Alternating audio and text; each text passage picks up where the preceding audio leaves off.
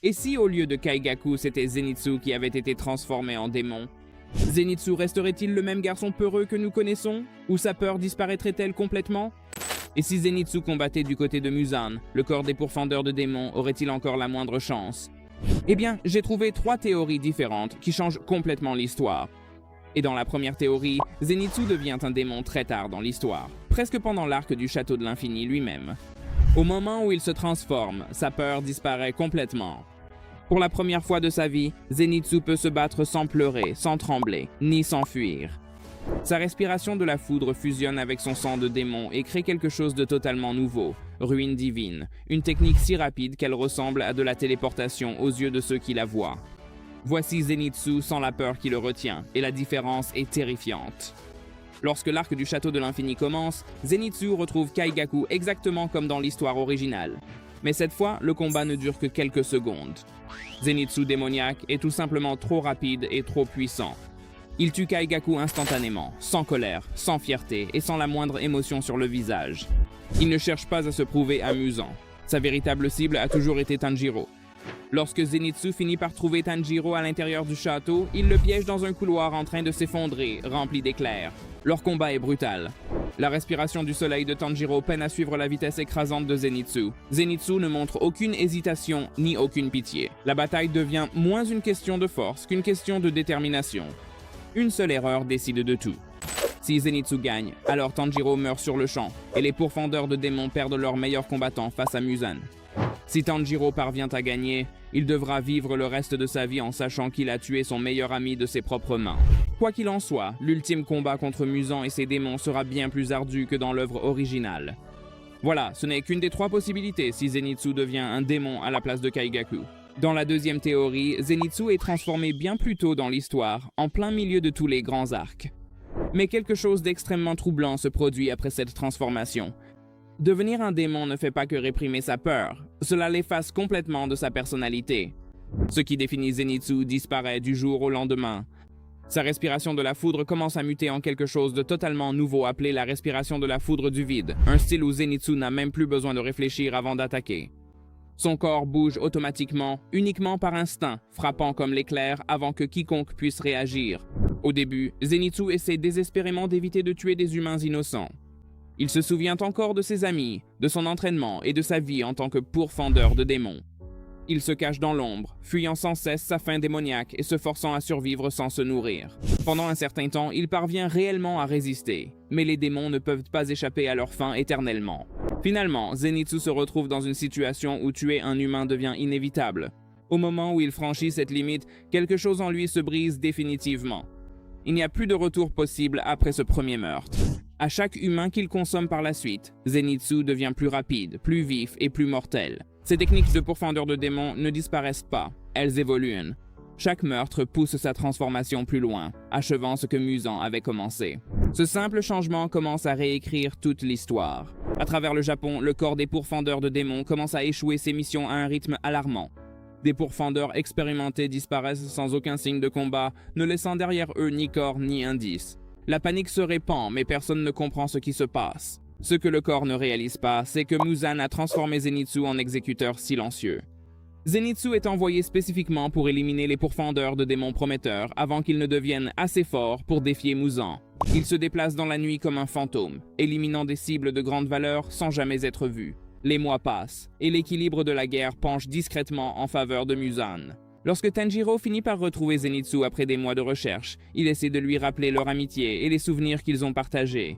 Mais Zenitsu ne pleure pas, ne crie pas et ne panique pas. Il écoute dans un silence total.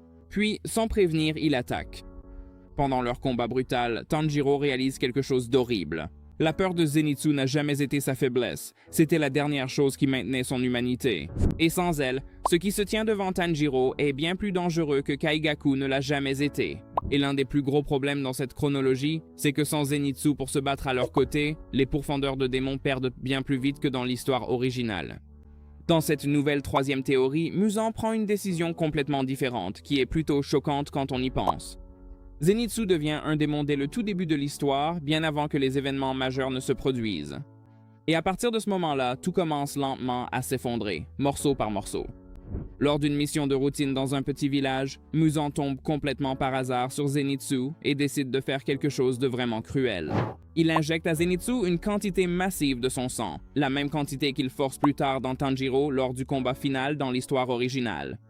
Normalement, une telle quantité de sang de démon tuerait instantanément n'importe quel humain sans laisser la moindre chance de survie. Mais d'une manière ou d'une autre, contre toute attente, Zenitsu survit.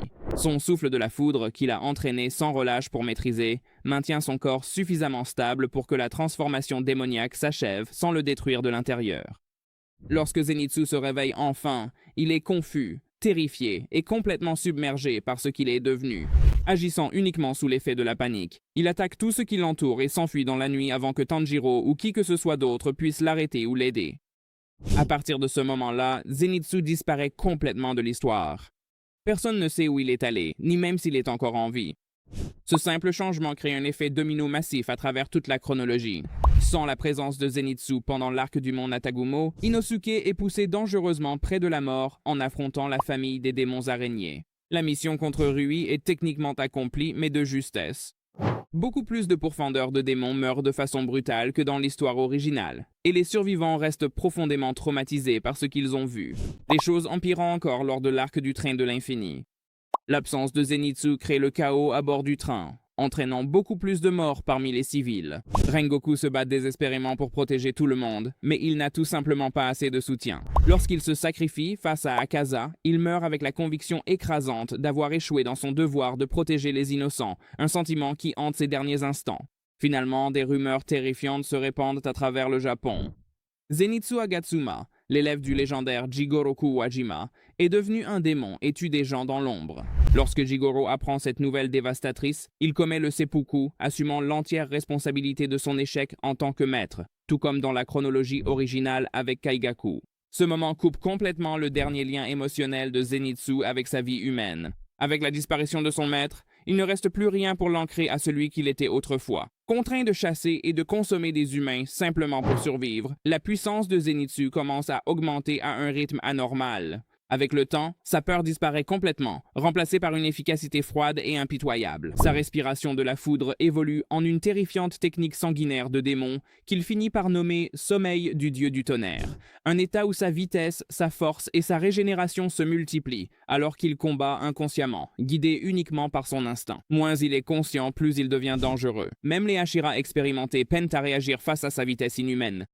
Après la défaite de Daki et Gyutaro, Muzan a besoin d'un remplaçant pour la lune supérieure 6.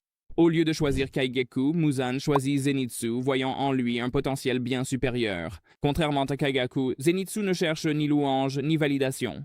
Il suit les ordres de Muzan en silence et les exécute avec une précision parfaite. Au cours des mois suivants, le corps des pourfendeurs de démons commence à perdre des équipes de soutien, des messagers et des membres clés à un rythme alarmant. Les meurtres sont silencieux, propres et impossibles à retracer. Ce que le corps ignore, c'est que Zenitsu les traque méthodiquement, éliminant des cibles cruciales sans laisser de témoins. Au moment où l'arc du château de l'infini commence, le corps des pourfendeurs de démons est déjà en train de s'effondrer de l'intérieur. Ils sont épuisés, en sous-effectif et complètement démoralisés. Zenitsu est déjà à l'intérieur du château, attendant. Il croise Kaigaku, encore humain dans cette chronologie, et le tue instantanément, sans hésitation ni reconnaissance. Il ne se souvient même pas de qui Kaigaku était autrefois. Finalement, Zenitsu trouve Tanjiro seul dans les couloirs changeants.